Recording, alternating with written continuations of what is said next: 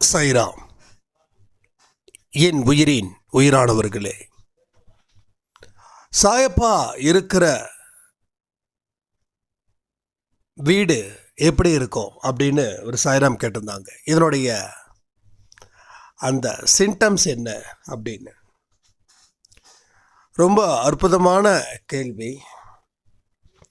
இது நான் சொல்கிறதெல்லாம் உங்ககிட்ட இருக்குதா அப்படின்றத பாருங்கள். ஒரு பலம் வாய்ந்தவர் நம்ம வீட்டில் இருக்கிறாங்க அப்படின்னா நம்ம வாழ்க்கை முறை அப்படின்றது டோட்டலாக A to Z மாறும். எக்ஸ்ட்ரா ஒரு பர்சன் நம்ம வீட்டுக்குள்ளே இருக்கிற மாதிரியே இருக்கும். நம்ம தாத்தாவோ நம்ம அப்பாவோ வயசான காலத்தில் வீட்டில் எவ்வளோ சந்தோஷமாக இருப்பாங்களோ அந்த சந்தோஷம் இருக்கிற மாதிரி ஒரு ஃபீல். ரெண்டாவது, நாம் எதை பார்த்தும் கவலைப்படவும் மாட்டோம். ஒரு சின்ன ஒரிஸ் கூட இருக்காது. எது துன்பங்கள் வந்தாலும் சரி, நாம் பெருசாக பதட்டம் அடைவதோ இல்லை பயப்படுவதோ இல்லை.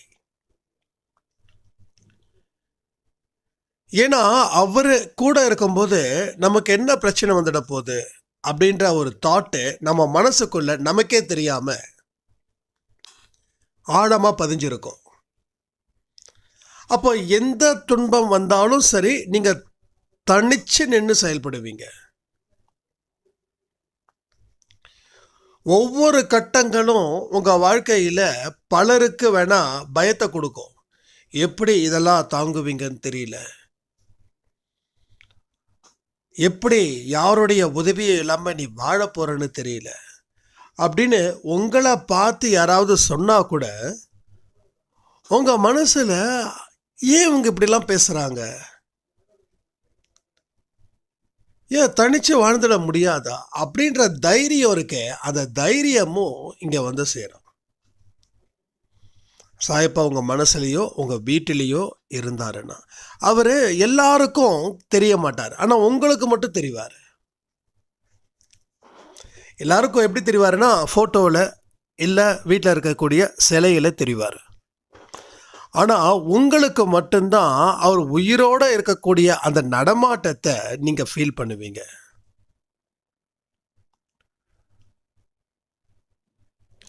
நீங்கள் ஏதாவது ஒரு தண்ணியை குடித்தா கூட சாயப்பான்னு சொல்லி குடிப்பீங்க. தண்ணி கூட,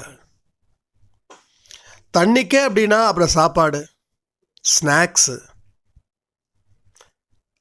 அடுத்தது, நீங்கள் எங்கே போனாலும் அவர் இருக்கிற மாதிரியே ஒரு ஃபீல் ஆக்கிட்டே இருக்கும். மறுபடியும் சொல்கிறேன், உங்கள் கண்ணுக்கு மட்டும்தான் அவர் தெரிகிறார், வேறு யாருடைய கண்ணுக்கும் அவர் தெரியறதே இல்லை. உங்களுக்கு பயம், பதட்டம், குழப்பம் இது எல்லாமே அறவே நின்றுடும். வலி வந்தால் கூட அந்த வலி அந்த நேரத்தில் மட்டும்தான் வலி கொடுக்கும். நான் வலியை பற்றி ஏன் பேசுகிறேன்னா, வலிச்சா கண்டிப்பாக எல்லாருக்குமே இருக்கும். அதை கடக்கணும்னா இன்னும் பல பிறவிகள் எடுக்கணும். ஏன்னா எத்தனையோ மகான்கள் அறுவை சிகிச்சை செய்யும்போது கூட மயக்க ஊசி போடாமல், மயக்க மருந்து எல்லாம் எதுவுமே இல்லாமல் தன்னுடைய சிஷ்யர்கள்கிட்ட சர்வ சாதாரணமாக பேசும்போது அறுவை சிகிச்சை நடந்திருக்கிறதா சொல்கிறாங்க. அப்போ அந்த வலி நமக்கு இப்போ இருக்குதுன்னா அதுவும் கொஞ்ச நாளில் எப்படி துக்கம் மறந்து நம்ம வாழ்ந்துக்கிட்டு இருக்கோமோ, ஸோ வலி எவ்வளோ இதுவாக இருந்தாலும் அந்த வலி கூட உங்களை ஒன்றுமே செய்யாது. இதெல்லாம் உங்கள் வாழ்க்கையில் சாயப்பா வந்ததால் ஏற்பட்ட பயன்கள். அப்போது உங்களுக்கு எந்த சூழ்நிலையிலும் அவர் கைவிட மாட்டார் அப்படின்ற நம்பிக்கை நீங்கள் சொல்லாமலே உங்கள் மனசு ஃபுல்லாக இருக்கும். மனசு, உடம்பு அப்படின்றது ஒன்லி செல்லு தான், எல்லாமே அணுக்களால் நிரப்பப்பட்டது தான் உடம்பு. ஒவ்வொரு அணுக்கள்லேயும் அந்த நம்பிக்கைக்குரிய செல்கள் மட்டும்தான் இருக்கும். எந்த செல்லும் டேமேஜ் ஆகாது. ஒரு சின்ன ஒரு வலியை கூட தாங்க முடியாமல் எத்தனையோ பேர் புலம்பிக்கிட்டு இருக்காங்க. அது வந்துடும், இது வந்துடும் அப்படின்னு. ஆனால் உங்களுக்கு எப்பேற்பட்ட வலிகள் வந்தாலும் நான் அடிக்கடி சொல்லுவேன். என்ன சொல்லுவேன் சொல்லுங்கள்? ஊசியும் கடப்பாரையும் வச்சு சொல்லுவேன். அது யாராவது ஞாபகம் இருந்தால் கொஞ்சம் கமெண்ட் பண்ணுங்கள். நான் அதை மறுபடியும் சொல்ல மாட்டேன். ஏன்னா நீங்கள் எந்த அளவுக்கு புரிஞ்சு வச்சுருக்கீங்கன்றது தெரியணும். ஏன்னா எல்லாமே நம்ம அன்பே சைடில் ரெகுலராக பார்க்குறவங்க தான், வீடியோ கேட்குறவங்க தான். மாதத்துக்கு ஒருத்தவங்க பார்க்குறவங்க யாருமே இல்லை. எனக்கு கன்ஃபார்மாக தெரியும். எனக்கு நம்பிக்கையோடு நான் இந்த விஷயத்த சொல்லணும். ஆனால் அந்த ஊசி பற்றியும் கடப்பாரை பற்றியும் சொல்லியிருக்கேன். இது என்ன சொன்ன அப்படின்றத நீங்கள் கமெண்ட்டில் கமெண்ட் பண்ணுங்கள். ஸோ அந்த மாதிரி தான் நாம் ஃபீல் பண்ணுவோம். ஸோ வாழ்க்கை முறை இங்கே டோட்டலாக சேஞ்ச் ஆகிருக்கு. ஒரு கட்டமும் நம்ம வாழ்க்கையில் நம்பிக்கை ஏற்படுத்தும் விதமாக சாயப்பா உங்களுக்குள்ளே வந்துட்டாருன்னா அத்தனை விஷயத்தையும் அமைச்சு தருவார். இதில் சந்தேகமே வேண்டாம். ஒவ்வொரு கட்டமும் நம்ம முக்கியமானது. நம்ம அதை தாண்டினாதான் அடுத்தடுத்த கட்டத்துக்கு போக முடியும். அப்போ சாயப்பாவை உணர்ந்தும் உணராமல் இருப்பாங்க, தெரிஞ்சும் தெரியாமல் இருக்கிற மாதிரி உணருவாங்க, ஆனால் உணராமலும் இருப்பாங்க. எப்போ உணருவாங்கன்னா நமக்கு எப்பெல்லாம் நல்லது நடக்குதோ அப்போ மட்டும் உணருவாங்க. நமக்கு எப்பெல்லாம் கெட்டது நடக்குதோ அப்போ அவங்க உணர மாட்டாங்க. துன்பம் நமக்கு துரத்துதே, சாயப்பா தான் இருக்காரே, எதிர்த்து நின்று போராடலாம், அந்த தாட்டு அவங்களுக்கு வராது. அதான் உணர்ந்தும் உணராமல் இருப்பது. அந்த நிலையில் பல பேர் இருக்காங்க. ஆனால் சிலரோ சாயப்பாவை முழுசாக ஏற்றுக்கொள்ளப்பட்டவர்களோ இல்லை சாயப்பாவை மனசில் குடி வைத்தவர்களோ நிரந்தரமாக நம்ம உடம்பு ஃபுல்லாக அவரோட சிந்தனைகளால் ஊர்னவர்களோ துன்பங்கள் வந்தாலும் எதிர்த்து நின்று போரிடுவார்கள். அது எப்பேற்பட்ட ஒரு எஃபெக்டை கொடுத்தாலும் அதை பார்த்து அவங்க கண் கலங்கவே மாட்டாங்க. எப்பேற்பட்ட எஃபெக்டாக இருக்கட்டும், பயந்து ஓடவோ இல்லை விழிப்பிதுங்கி நிற்கவோ, எந்த பக்கம் ஓடலாம், எந்த பக்கம் காப்பாற்றிக்கலாம் அப்படின்னு அந்த முயற்சி செய்ய மாட்டாங்க. அதை பற்றி 1% கூட நினைக்க கூட மாட்டாங்க. இதெல்லாம் சாயப்பாவை பரிபூரணமாக உணர்ந்தவங்களுக்கான விஷயங்கள். இப்போ இங்கே நிறைய பேர் கேட்கலாம், நீங்கள் சொல்கிற மாதிரி எனக்கு நடக்கலை, நான் என்ன செய்கிறது? அப்போது உங்களுக்கு எனக்கு பசிச்சுக்கிட்டே இருக்குது, நான் எவ்வளோ சாப்பிட்டாலும் எனக்கு பசி அடங்கலை அப்படின்னு கேட்டால், ஒன்று, நீங்கள் சாப்பிடும்போது எந்த கவனமும் இல்லாமல் முழு கவனத்தோட சாப்பாட்டு மேலே வச்சு சாப்பிட்டா 4 இட்லி சாப்பிட்டா கூட வயிறு ஃபுல்லாகிடும். இல்லை நீங்கள் ரொம்ப சந்தோஷமாக சிரிச்சுக்கிட்டு கத்திக்கிட்டு நல்லா டிவியை பார்த்துக்கிட்டு மொபைலில் பார்த்துட்டு இல்லை உங்கள் உறவுகள் கூட அரட்டை அடிச்சுக்கிட்டு இல்லை ஃபோனில் பேசிக்கிட்டே சாப்பிட்டா 8 இட்லி சாப்பிட்டாலும் பசிக்காது. அப்போது பசி அப்படின்றது ஒன்று இருக்குது. அப்போ நீங்கள் 20 இட்லி சாப்பிட்டா ஓரளவுக்கு பசி நின்றுடும். ஆனால் அதிகப்படியான சாப்பாடு சாப்பிட்டா உடம்பு கெட்டு போயிடும். அப்போ இங்கே நம்பிக்கை அப்படின்றதும் ஒன்று இருக்குது. அந்த நம்பிக்கையை ஒரு புரிதலோட அந்த நம்பிக்கையில் கவனத்தை வச்சோம் அப்படின்னா, இப்போ நீங்கள் சாயப்பாக்கு செய்யக்கூடிய வழிபாடுகள் இருக்கு. என்னது? ஆரத்தி, சச்சரிதம், 3வது மெடிடேஷன், 4வது பிராணாயாமம். இந்த 4 விஷயத்தை நாம் தொடர்ந்து செய்ய சொல்கிறோம் எல்லாருக்கும். இந்த 4 விஷயத்தில் ஒரு விஷயம் குறைஞ்சாலும் உங்களுக்கு அந்த உணர்வுகள் கொஞ்சம் கிடைக்கிறதுக்கு நாட்கள் ஆகும். அப்போ அவசர அவசரமாக செய்யும்போது அங்கே டிவி பார்த்துட்டு சாப்பிட்ற மாதிரி 5 மணிக்கு ஆரத்தி எடுக்கணும், 5:30க்கு சச்சரிதம் படிக்கணும், 6லேருந்து 6:15க்கு தியானம் பண்ணணும். 6:15லேருந்து 6:30க்கு பிராணாயாமம் பண்ணணும். இது எல்லாமே ஒரு கவனத்தை வேறு பக்கம் வச்சுக்கிட்டு செய்கிற மாதிரி. அதுக்கு தான் இந்த இயற்கையான ஒரு எக்ஸாம்பிளை சொன்னேன். சாப்பிடும்போது எப்படி சாப்பிட்றோம், கவனத்தை எங்கே வச்சு சாப்பிட்றோம், அந்த கவனம் எந்த பக்கம் அந்த எண்ணங்கள் போகுதோ அதுதான் நம்ம சாப்பிட்ற சாப்பாடாக இருக்கட்டும், இல்லை குடிக்கிற தண்ணியாக இருக்கட்டும். ஒரு பர்ஃபெக்டான ஒரு விஷயத்தை நாம் இங்கே செய்யலை. எல்லாமே தலைக்கீழாக செஞ்சுக்கிட்டு இருக்கோம். ஆனால் செய்யறோன்ற பேருக்கு மட்டும் செஞ்சுக்கிட்டு இருக்கோம். அதனால தான் நீங்கள் அவரை என்ன பண்ணுறீங்க, உணர்ந்துருக்கிறீங்க, ஆனால் உணராமலும் இருக்கீங்க. உணர்ந்துருக்கீங்க, நான் இல்லைன்னு சொல்லலை, நீங்கள் நம்புறீங்க. கண்டிப்பாக என் சாயப்பா என்னை காப்பாற்றுவார், என் வாழ்க்கையை மாற்றுவார் அப்படின்னு. ஆனால் உணர்வு பூர்வமாக சாயப்பாவை நீங்கள் நேசிக்க ஆரம்பிச்சிட்டிங்கன்னா சாயப்பா காப்பாற்றுவார்னு நம்பவே மாட்டீங்க. ஏன்னா அவர் தான் நீங்கள் தான் அவர் உங்களை வச்சு இயக்குறாரு. நீங்கள் ஒரு புறக்கருவி, அவ்வளோதான், ஜஸ்ட் ஒரு இன்ஸ்ட்ருமெண்ட். இப்போ நானும் நீங்களும் ஃபோனில் பேசுகிறோம். அப்போ அந்த ஃபோன் ஒரு கருவி, அவ்வளோதான். ஆனால் அது நிஜம் இல்லை. ஆனால் நாம் என்ன நினைக்கிறோம், ஃபோனு தான் நீங்கள் தான் ஃபோனுன்னு நினைக்கிறோம். ஃபோன் ஒரு கருவியாக செயல்படுது.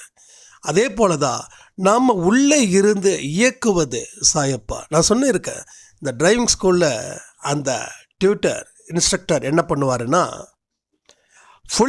ஃபுல் கண்ட்ரோல் அவர்கிட்ட வச்சுப்பார், அவர்கிட்ட ஃபுல்லாக வச்சுப்பார். நம்மக்கிட்ட ஏதோ ஒரு பொம்மை ஸ்டேரிங் மாதிரி கொடுப்பாரு. ஏன்னா எடுத்த உடனே ஃபுல் கண்ட்ரோல் நம்மக்கிட்ட கொடுத்தா நம்ம அடித்து தூக்கிடுவோம் யாரையாவது. அப்போ கொஞ்சம் கொஞ்சமாக தான் கண்ட்ரோலை உங்ககிட்ட கொடுப்பாரு. அப்போ சாயப்பா உள்ளே வந்ததுக்கப்புறம் ஃபுல் கண்ட்ரோல் அவர் எடுத்துக்கிறார். என்னைக்கு அவருக்கு நம்மக்கிட்ட கண்ட்ரோல் கொடுக்கலையோ அன்னைக்கு நம்ம ஆன்மா அவரோட பாதத்தில் சரணாகதி. அதுக்கப்புறம் அந்த ஆன்மாவுக்கு பிறப்பு இல்லை.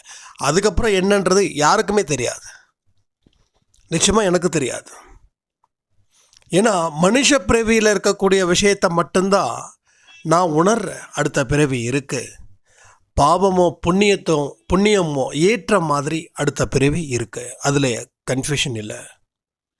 ஆனால் ஆன்மா சாந்தி அடைஞ்சதுக்கப்புறம், ஆன்மா சரணாகதி அடைஞ்சதுக்கப்புறம் அடுத்த வாழ்க்கை என்ன அப்படின்றது தெரியல. அது கடவுளுடைய. ஏன்னா அந்த இடத்துக்கு போனால் நாம் அங்கேயும் நிறைய கொஞ்சம் கற்றுக்க வேண்டியது இருக்கும் அப்படின்னு நான் நம்புகிறேன். ஏன்னா அடுத்தடுத்த ஸ்டேஜஸ் இருக்கும். மனுஷன் 6 அறிவு படைத்தவன்.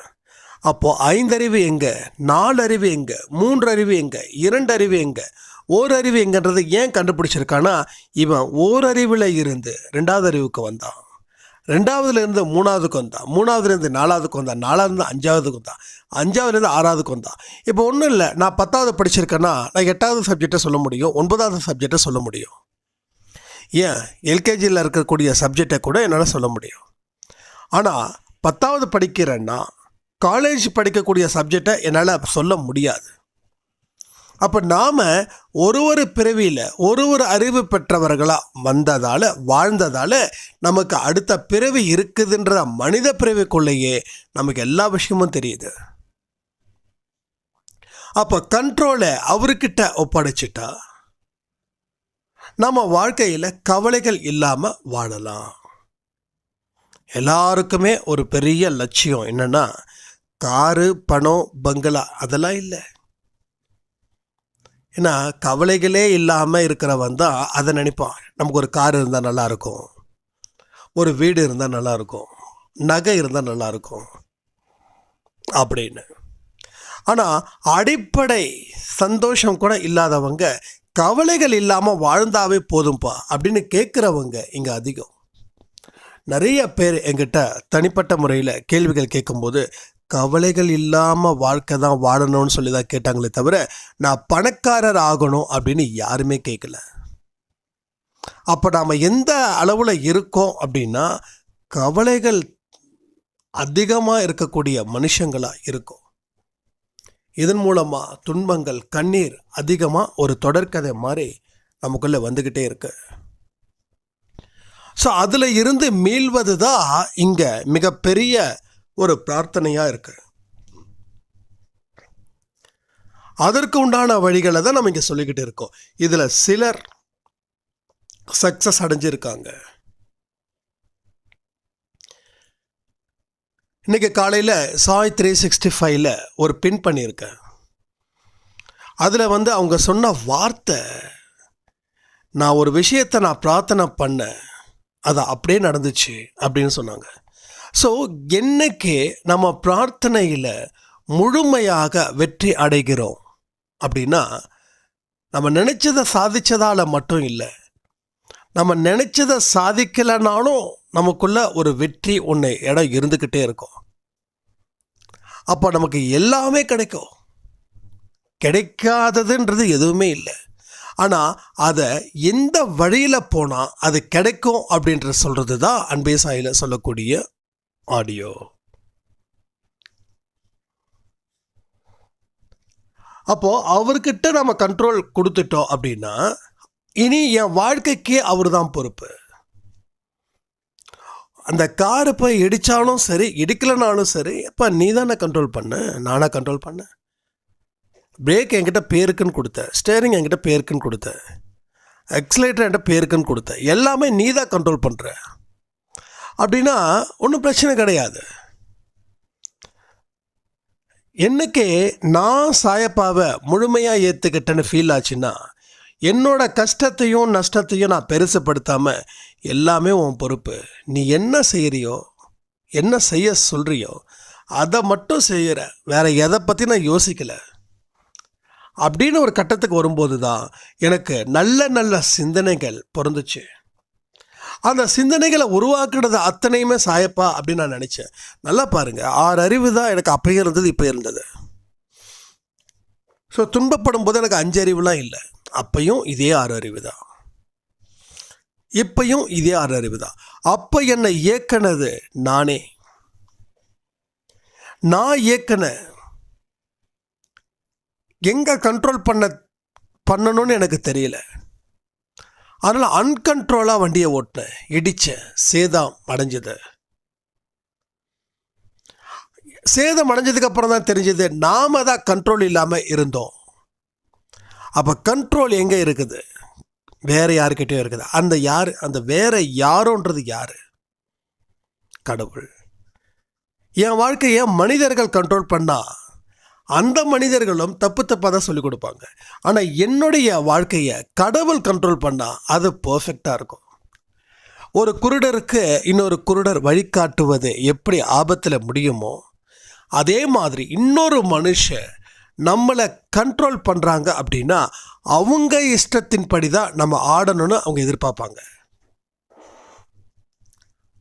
நான் என்ன சொல்கிறேனோ அதை செய் அப்படின்னாவே, ஆட்ரா ராமா, ஆட்ரா ராமா, ஆட்ரா ராமா, ஆட்ரா பல்ட்டி அடி ராமா அப்படின்னு யாரை சொல்லுவாங்க? இந்த குரங்குகளை சொல்லுவாங்க. ஆட்டு வைக்கிற ஒரு குரங்காட்டி, குரங்கை எப்படிலாம் ஆட்டி வைக்கிறானோ, நாம் அத்தனை பேரும் இன்னொரு மனுஷனோட கண்ட்ரோலில் இருந்தோம் அப்படின்னா நாம் குரங்கு. ஆட்டி வைக்கிறவங்க தான் அந்த குரங்காட்டி.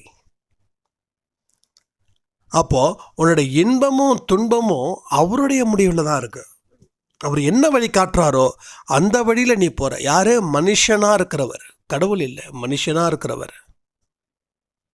அவரோட வழியில் நீ போனால் அவர் நல்ல அனுபவத்தை கொடுத்து நல்ல மனுஷனாக இருந்தால், நீ என்னுடைய விருப்பத்தின்படி தான் வாடணுன்ற ஒரு வார்த்தையை சொல்ல மாட்டார்.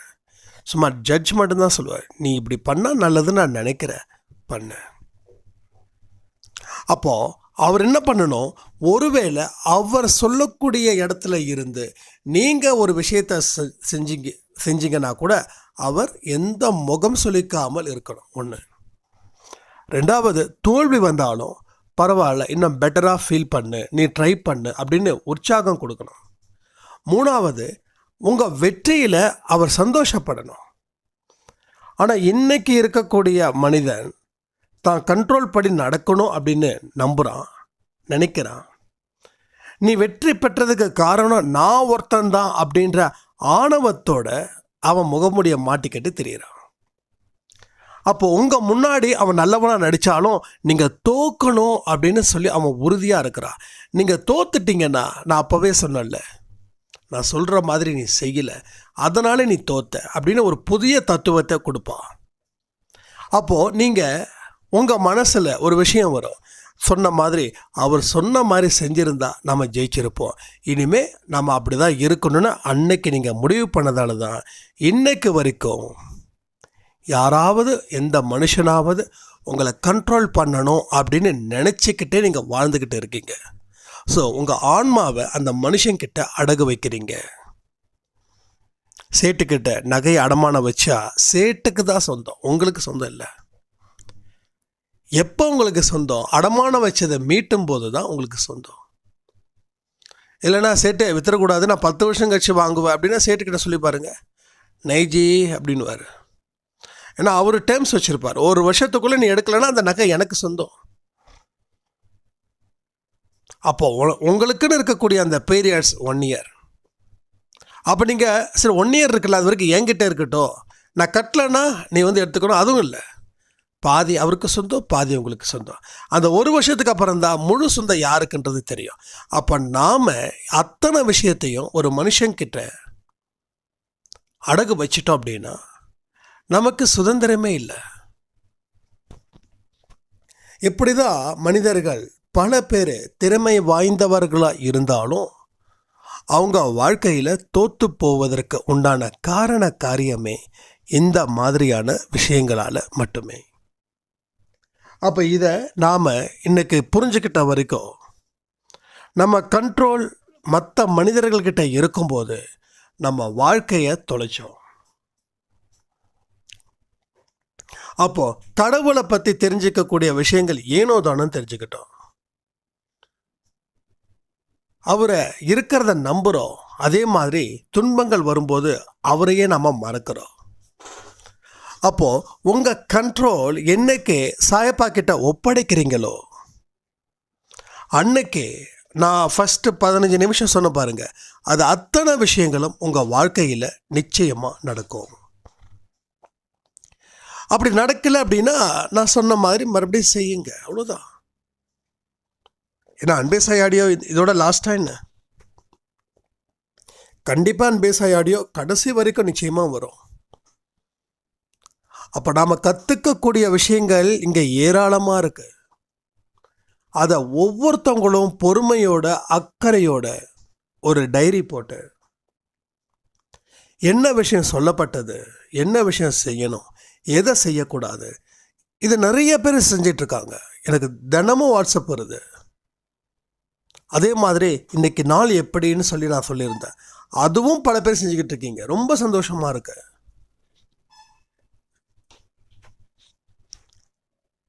எனக்கு தெரிஞ்ச வரைக்கும் ஒரு 50-60 பேர், பெருசாலாம் ஒன்றும் இல்லை, 50-60 பேர் இந்த நாள் எப்படி இருந்ததுன்றத தினமும் எனக்கு வந்து ரிப்போர்ட் கொடுக்குறாங்க. அதே மாதிரி டைரியில் ஒரு அம்மா, அவங்க நேம் வந்து லாவண்யான்னு நினைக்கிறேன், அவங்க தினமும் எனக்கு அந்த டைரியில் இப்போ 2 நாளாக வரலன்னு நினைக்கிறேன், ஏன்னா இந்த ஃபெஸ்டிவல் டைமில் கொஞ்சம் பிஸியாக என்னன்னு தெரில, அவங்க வந்து தினமும், ஏன்னா அவங்க நேம் தான் எனக்கு ஞாபகம் வருது, அதனால தான் தினமும் அவங்க வந்து கரெக்டாக பாயிண்ட் பண்ணி எழுதுவாங்க, என்ன செஞ்சோம் என்ன செய்யலை. அந்த கான்செப்ட், அந்த ஆடியோவோட கான்செப்டில் இருக்கக்கூடிய விஷயத்தை அவ்வளோ அழகாக எழுதியிருக்காங்க. அப்போ எந்த விஷயத்தையும் நாம் நல்ல விஷயங்களை நம்ம தொடர்ந்து செஞ்சுக்கிட்டு இருந்தால் மட்டும்தான் அதனுடைய நல்ல பலன்கள் நமக்கு கிடைக்கும். இதெல்லாம் புரிஞ்சுக்கிட்டு வாழ்க்கையை தொடங்குங்கள். தினமும் உங்கள் வாழ்க்கையை தொடங்கணும். நேற்று பிறந்தோம்லாம் இல்லை, இன்னைக்கு இப்போ இந்த நொடி பிறந்தோம். இது கடவுளால் சொல்லக்கூடிய ஒரு அற்புதமான மெசேஜ். இது எனக்கான மெசேஜ்ப்பா, இதுக்கு தான்ப்பா நான் வெயிட் பண்ணேன், இதுக்கு தான் நான் காத்திருந்தேன் அப்படின்னு. அதே மாதிரி இன்னொரு சாய்ராம் சொல்லியிருந்தாங்க, ஆனால் 12 மணி ஆடியோவாக இருக்கட்டும், 8 மணி ஆடியோவாக இருக்கட்டும், நான் காத்திருப்பேன். 11 மணி 11:15 இருந்து இத்தனைக்கும் அவங்க வந்து ஒரு பேங்க்கில் வந்து ஒர்க் பண்ணிகிட்ருக்காங்க. நான் காத்துக்கிட்டு இருப்பேன்னா, இன்னும் தம்பி ஆடியோ கொடுக்கல, சாரி இன்னும் அண்ணா ஆடியோ கொடுக்கல அப்படின்னு. 12 மணி ஆகிறது என்னுடைய கேபினுக்கு முன்னாடி ஒரு பெரிய கிளாக் இருக்கும். அது கண்ணு தெரியாதவங்களுக்கு கூட அந்த கண்ணு தெரியும், அவ்வளோ பெரிய கிளாக். அப்போ வந்ததுக்கப்புறம் நான் பாட்டுக்கோ என்னோடய வேலையை பார்த்துக்கிட்டு நான் எழுதுவேன். என் வேலையிலையும் கவனம் இருக்கும், உங்கள் ஆடியோவிலையும் கவனம் இருக்கும். ஆனால் என்னைக்கு நான் காத்திருந்து நான் ஆடியோ கேட்குறேனோ அன்னைக்கு எனக்கு வந்திருக்கக்கூடிய மெசேஜ் என் வாழ்க்கையை மாற்றிருக்குதுன்னு. ஸோ அவங்க சொன்னது எனக்கு ஒரு விஷயம் தெரியுது. காத்திருந்து பிரார்த்திக்கணும், காத்திருந்து பிரார்த்திக்கணும். 6 மணிக்கு எனக்கு பிரார்த்தனை செய்ய போகிறேன்னு ஒரு நேரத்தை ஒதுக்கி 5:30 நான் 5:30 5:30 5:40 அந்த 6 மணி ஆயிடுச்சு பிரார்த்தனை பண்ண. எல்லா நேரமும் பிரார்த்தனை பண்ணலாம், அது தப்பு இல்லை. ஆனால் 2 பிரார்த்தனையாவது காலையிலையோ இல்லை ஈவினிங்கோ காத்திருந்து பிரார்த்தனை பண்ணுங்கள். இப்போ வீட்டுக்கு வந்துட்டீங்க, 9 மணிக்கு வீட்டுக்கு வந்துட்டீங்க, நைட்டு மணி பார்க்குறீங்க, மணி 9:30. இப்போ பிரார்த்தனை பண்ண வேண்டாம், ஒரு 10 மணிக்கு பிரார்த்தனை பண்ணுவோம். 10 மணிக்கு ரெகுலராக பண்ணுறோம். ஒரு வேளை ஜஸ்ட் ஒரு 10 மணிக்கு தான் வரீங்க, 11 மணிக்கு தான் வரீங்கன்னு வச்சுக்கோங்க, 10:30 10:45 வரீங்கன்னு வச்சுக்கோங்க. சரி, நம்ம சாப்பிட்டுட்டு பிரார்த்தனை பண்ணிவிட்டு சாப்பிட்றலாம். அப்போ பிரார்த்தனை பண்ண நேரம் இருக்கா அப்படிலாம் நினைக்கக்கூடாது. மணி என்ன 10:30, ஒரு கரெக்டாக 11 மணிக்கு பிரார்த்தனை பண்ணலாம் அப்படின்னு அந்த பிரார்த்தனை செய்கிறதுக்கு ஒரு 1/4 மணி நேரத்துக்கு முன்னாடி எந்த வேலையும் செய்யாமல் இருக்கணும். இதெல்லாம் செஞ்சு பாருங்கள், செஞ்சு பார்த்தா தான் அதனோட அருமை தெரியும். நான் நிறைய விஷயம் பண்ணியிருக்கேன் அந்த மாதிரிலாம். அப்போ பார்த்தா கடவுள் நம்ம முன்னாடி நிற்கிற மாதிரியே இருக்கும், நம்ம முன்னாடி நின்று பேசுகிற மாதிரியே இருக்கும். இல்லை எனக்கு டைம் இல்லை அதனால் இப்போ நான் பண்ணிடுறேன்னா ஒன்றுமே இல்லை. நீங்கள் எதையோ வச்சுட்டுங்க இங்கே பிரார்த்தனை பண்ணுறீங்க. எல்லா நேரமும் பிரார்த்தனை பண்ணுறது சிறப்புன்னா அதில் இந்த ஒரு 2 வகை பிரான்ச், சப் பிரான்ச் மாதிரி எல்லா இடத்துலையும் பிரான்ச் இருக்குது. ஆனால் ஸ்பெஷல் பிரான்ச்சில் மட்டும்தான் சில விஷயங்கள் செய்வாங்க. அந்த ஸ்பெஷல் ப்ரேயர் அப்படின்றது இது ஒன்று. அப்போ 10:30 மணிக்கு வந்துட்டோம், ஓகே 10:30 மணி ஆயிடுச்சு, 11 மணிக்கு நம்ம பண்ணலாம் அப்படின்னு சொல்லியோ இல்லை 10:45 ஒரு 10 நிமிஷம் அமைதியாக இருந்துங்க. அதுக்கப்புறமா நீங்கள் பிரார்த்தனை பண்ணுங்கள். அப்போ தான் உங்களுடைய அந்த பிரார்த்தனையோட அந்த பலன் இருக்குப்பா சொல்லவே முடியாத அளவில் இருக்கும். இதை செஞ்சு பாருங்கள். நாம் எல்லாமே அன்பே சாயில சொல்லக்கூடிய விஷயங்களை 100% ஃபாலோ பண்ணிங்கன்னா 200% வெற்றியை நீங்கள் பெறலாம். நீங்கள் படித்ததோ 100 மதிப்பெண்ணுக்கு, ஆனால் வாங்கின மதிப்பெண்ணோ 200. இதுதான் இந்த அன்பே சாயில கிடைக்கக்கூடிய ஒரு அற்புதம். இதை நீங்கள் சரி பண்ணுங்கள், எல்லாமே ஜெயிப்பீங்கன்னு சொல்லி இந்த ஆடியோவை நான் முடிக்கிறேன். ஜெய் சாய்ராம்.